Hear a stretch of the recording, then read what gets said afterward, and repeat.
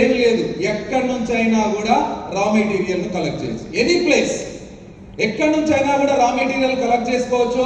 First one వచ్చేసి మనం లేవగానే ఎక్కడికి వెళ్తాము అంటే మార్నింగ్ వాక్ వెళ్ళేటప్పుడు ఒక వ్యక్తి మనకంటే ముందుగా బాగా నడుస్తున్నాడు అనుకోండి, మన సలీం సార్ చెప్పాడు కదా, మన మైండ్ యాంటీనా లాగా పనిచేయాలి. ఎటు తిరుగుతుంది, ఎక్కడ దొరుకుతుంది ప్రాస్పెక్ట్ అని చెప్పేసి. సో అక్కడ మార్నింగ్ వాక్ బాగా చేస్తుంటే అతను చూసుకుంటూ నడుచుకుంటూ మనం ఏమో చెప్పాలి అని అంటే, సార్ నేను 2 రోజుల నుంచి మిమ్మల్ని అబ్జర్వ్ చేస్తున్నాను, ఏకదాటిగా నడుస్తారు, మీలాగా నడవాలంటే నేను ఏం చేయాలి సార్, మీలాగా నడవాలంటే నేను ఏం చేయాలి సార్, మాట కలపాలి. సో అక్కడ నుంచి కూడా ప్రాస్పెక్ట్ తీసుకుంటాం. బాగుందా? ఎస్. నెక్స్ట్ చూసుకుంటే బ్రేక్ఫాస్ట్ టైం. అందరు కూడా ఇడ్లీ దోశ ఇంట్లో తింటా ఉంటారు కదా, అప్పుడప్పుడు డుమ్మా కొట్టి బయట తినాలి. ఎందుకో తెలుసా? బయట టిఫిన్ సెంటర్ లో అక్కడ ఇక్కడ ఒక చోట బ్యాగ్లు వేసుకొని 10,000కు 15,000కు ఎవరి కిందనో వాళ్ళ కింద ఊడియం చేసే పనులు ఉద్యోగాలు చేస్తూ ఉంటారు. అవునా కదా? సో వాళ్ళు ఫోన్లు మాట్లాడుతూ ఉంటారు, ఈ 16వ తారీఖు అయింది, జీతం రాలేదుగా, ఇంకా 4,000 ఉంటే ఫోన్ పే కొట్టా అంటాడు. మన యాంటీనా టక్కున పని చేయాలి. 16,000 ఎందుకు కష్టపడుతున్నారు? నా దగ్గర లక్షలు సంపాదించే ఆపర్చునిటీ ఉంది. సో అక్కడ నుంచి కూడా ప్రాస్పెక్ట్ ని కలెక్ట్ చేసుకోవచ్చు. తర్వాత next one journey time. Almost all మనం డిఎస్సిడి అయినాం, ఎక్కువ మీటింగ్స్కి వెళ్తా ఉంటాం. మీటింగ్స్కి వెళ్తా ఉంటే ఏమైందంటే తక్కువ ప్రాస్పెక్ట్ ని కలెక్ట్ చేసే టైం ఉంటుంది లీడర్లకు. అప్పుడు ఏం చేయాలి అనంటే, మీటింగ్ వెళ్తా ఆన్ ది వే ఎక్కడ క్రౌడ్ కనిపిస్తే అక్కడ వెహికల్ ఆపుకోవాలి.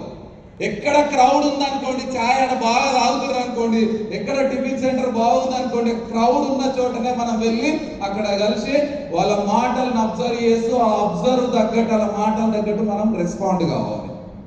బాగుందా? సో అక్కడ నుంచి కూడా ప్రాస్పెక్ట్ తీసుకోవచ్చు. తర్వాత రిటర్న్ టు హోమ్, ఎక్కడ ఒక చోట ఆగాలి, అక్కడ నుంచి ప్రాస్పెక్ట్ తీసుకోవచ్చు. తర్వాత tea break time evening. So ఒకవేళ మనం ముందుగానే టీ బ్రేక్ టైం ఇంటికి వచ్చినాం అనుకో, వస్తే ఇంట్లో టీ తాగవద్దు. ఇంట్లో ఎంత బాగా టీ పెట్టినా కూడా బయటకు వెళ్ళి తాగాలి టీ. పోతే 10 రూపాయలు టీ పోతుంది, కానీ లక్షలు సంపాదించే లీడర్ మన దగ్గరికి వస్తాడు. తయారు చేసుకోవచ్చు లీడర్ను. ఎస్. నెక్స్ట్ వన్ వచ్చేసి, మేము రొటీన్ గా ఇదే చేస్తూ ఉంటాం, సినిమా హాల్స్కి వెళ్తాం. కానీ సినిమా పక్కన ముందుంటది సినిమా, కానీ నా దృష్టి అంతా పక్కన సినిమా చూస్తుంటా, నాతో ఏమైనా మాట్లాడగలడా, ఏమన్నా మాట్లాడవచ్చా, ఏమన్నా సంభాషించవచ్చా అని చెప్పేసి ఇటువైపు చూస్తూనే ఉంటాను. మా పిల్లలు అంటారు, నాన్న సినిమా ఆడుంది అంటే, సినిమా ఆడుంది, లైఫ్ ఈడుంది. సినిమా ఆడుంది, మన సినిమా ఈడు ఆడుంది అని చెప్తాను నేను. Are you ready? ఎస్. తర్వాత షాపింగ్ కాంప్లెక్స్కి వెళ్తాం. మా పిల్లలకి ఏం చేస్తాం, మా వైపుకు నేను మాత్రం షాపింగ్ చేయాలి, మీరు క్రెడిట్ కార్డు ఇస్తా, మీరు ఏదైనా కార్డు ఇస్తా, కొనుక్కొచ్చుకోండి అని చెప్పేసి నేను ఆ కొన నుంచి ఈ కొన తిరుగుతా ఉంటా, ఆ కొన నుంచి ఇక్కడ తిరుగుతా.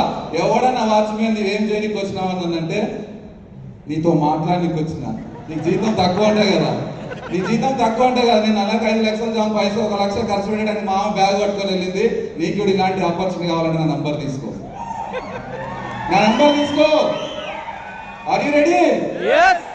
మీరు బాగా అలిస్తే నేను ఇంకా బాగా చెప్తా.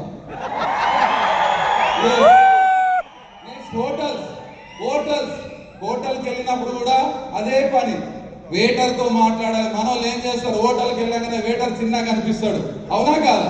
అదే వెయిటర్ తీసుకొచ్చి 2-4 లక్షలు సంపాదించగలుగుతున్నాం, అవునా కాదా? హోటల్కి వెళ్తే సర్వ్ చేసే వ్యక్తి డ్రీమ్స్ ఉండవా? ఉంటాయి. కాంటాక్ట్స్ తీసుకోవాలి. హోటల్ వెయిటర్ ను ఒక బిజినెస్ మ్యాన్ గా మార్చవచ్చు, మార్చినం ప్రూవ్ ఉంది. Are you ready? Yes. Next చూసుకుంటే other public floating areas. Park వెళ్తాం పిల్లలు తీసుకొని, ఎక్కడో చోట ఆడుకోనికి వెళ్తాం, టెంపుల్కి వెళ్తాం. ఎక్కడ వెళ్ళినా కూడా మనం ఉద్యోగం మానేసి ఒకటే పని పెట్టుకున్నాం, వెస్టేజ్ లో పబ్లిక్ జాయిన్ చేయాలి. అదే కదా, ఇంకేం పని లేదు మనకు. ఏడికి వెళ్ళినా కూడా ప్రాస్పెక్ట్ ఎట్లా తీసుకోవాలనేది ఒకటే గోల్, మన goal. Yes or no? Yes. So ఇక్కడ నుంచి ప్రాస్పెక్ట్ కలెక్ట్ చేస్తున్నాం. ప్రాస్పెక్ట్ కలెక్ట్ చేసుకున్న తర్వాత చాలా మంది ఏం చేస్తారంటే, ఫోన్ నంబర్ వచ్చింది. ఫోన్ నంబర్ వచ్చిన తర్వాత ఫోన్లలో టకా మాట్లాడేస్తూ ఉంటారు, కానీ నేను మాట్లాడను. ఒకవేళ బస్సులు ఎక్కిననుకో, ఆ బస్సు ఏడుకోతుందని కూడా నాకు తెలుసు, ఆ స్టేజ్ ఏడుందని కూడా తెలుసు. పక్కన వాళ్ళు ఉన్నారనుకో, ఏం చేస్తా తెలుసా, అరే ఇటు విండో చూసి ఏడుంది స్టేజ్, 7 వరకు వచ్చినామని అడుగుతా.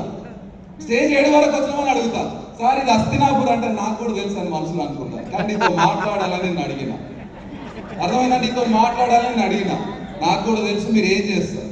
సో ఇక్కడికి వచ్చిన తర్వాత ఫోన్ నంబర్ మనకు వచ్చింది అనుకో, సో ఒక పీస్ఫుల్ టైం తీసుకుంటుంది. పీస్ఫుల్ టైం తీసుకొని ఏం చేస్తానంటే ఫస్ట్ పర్సనల్ ఇంట్రడక్షన్ చేస్తాను. Personal introduction. So personal introduction లో మనకు క్లారిటీ వస్తుంది, ఆయన ఎలాంటి వాడు, ఏం పని చేస్తుండో, అసలు ఆయన వ్యక్తిత్వం ఏంటిది అని చెప్పేసి, ఆయన పేరు, ఊరు, ఆ పర్సనల్ ఇంట్రడక్షన్, పిల్లలు ఎంతమంది, ఏం చేస్తుందని చెప్పేసి. మాకు ఇది పోలీస్ డిపార్ట్మెంట్లో ట్రైనింగ్ ఉంటుంది. పర్సనల్ ఇంట్రడక్షన్, ఒక దొంగతో ఎట్లా మాట్లాడాలి, ఒక క్రైమ్ చేసిన వ్యక్తితో ఎలా మాట్లాడాలనేది మాకు ఒక ట్రైనింగ్ ఉంటుంది. సో పర్సనల్ ఇంట్రడక్షన్ చేస్తాను. తర్వాత పర్సనల్ ఇంట్రడక్షన్ అయిన తర్వాత నెక్స్ట్ ఎక్కడికి వెళ్తానంటే ప్రొఫెషన్కి వెళ్తాను. సార్ మీరు ఏం చేస్తారు, ఏం జాబ్ చేస్తారు, ఏం చేస్తారు, సో ఎన్నేళ్ళ నుంచి ఆ జాబ్ చేస్తారు, సో ఎలా ఉంది మీ లైఫ్ జాబ్ చేయడం వల్ల, ఏ విధంగా ఉంది మీ లైఫ్ జాబ్ చేయడం వల్ల, are you satisfied with your job. So ఇలాంటి క్వశ్చన్స్ ఏడి ఆయన ప్రొఫెషన్ గురించి తెలుసుకుంటారు. సో ఎంత టైం పెడతారు జాబ్లో, ఎర్నింగ్స్ ఎంత వస్తాయి అని చెప్పేసి ఇది తెలుసుకుంటారు. తర్వాత అక్కడి నుంచి ఏం చేస్తానంటే మంత్లీ ఎర్నింగ్స్ పైన ఫోకస్ చేస్తాను. సార్ మీరు నెలకు ఎంత సంపాదిస్తారు, సో మంత్లీ ఎర్నింగ్స్ తెలుసుకుంటాను. మంత్లీ ఎర్నింగ్స్ తెలుసుకున్న తర్వాత అక్కడ మనకు ఒక క్లారిటీ వస్తుంది. Job, personal introduction, monthly earnings తెలిసిన తర్వాత నెక్స్ట్ స్టెప్ మనం ఏం వేయొచ్చు అనంటే కంపేర్ చేయొచ్చు. ఏం కంపేర్ అనంటే మంత్లీ శాలరీ